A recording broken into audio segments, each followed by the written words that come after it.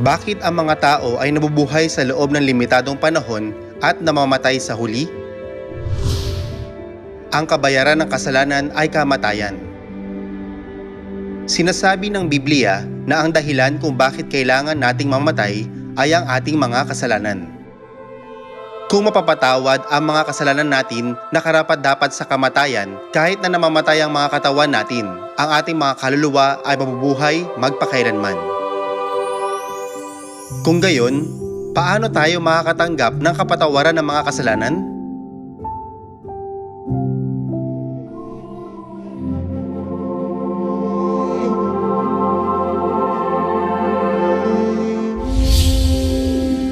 Si Juan na tagapagbautismo ay dumating sa ilang at ipinangangaral ang bautismo ng pagsisisi sa ikapagpapatawad ng mga kasalanan.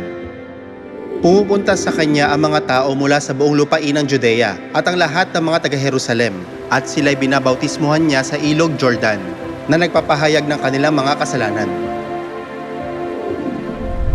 Si Jesus ay nagpabautismo na daang tungo sa kapatawaran ng mga kasalanan para magpakita sa atin ng halimbawa.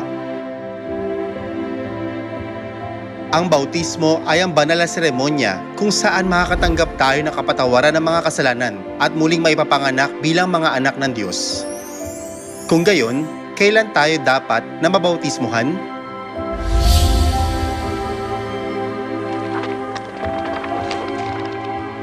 Si Lydia ay nabautismuhan agad sa sandaling naunawaan niya si Kristo. Ang eunuko na taga-Ethiopia ay nabautismuhan agad sa daan.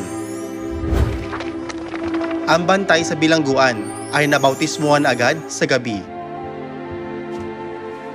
Bakit nabautismuhan agad ang mga ninuno ng pananampalataya sa sandaling naunawaan nila si Kristo?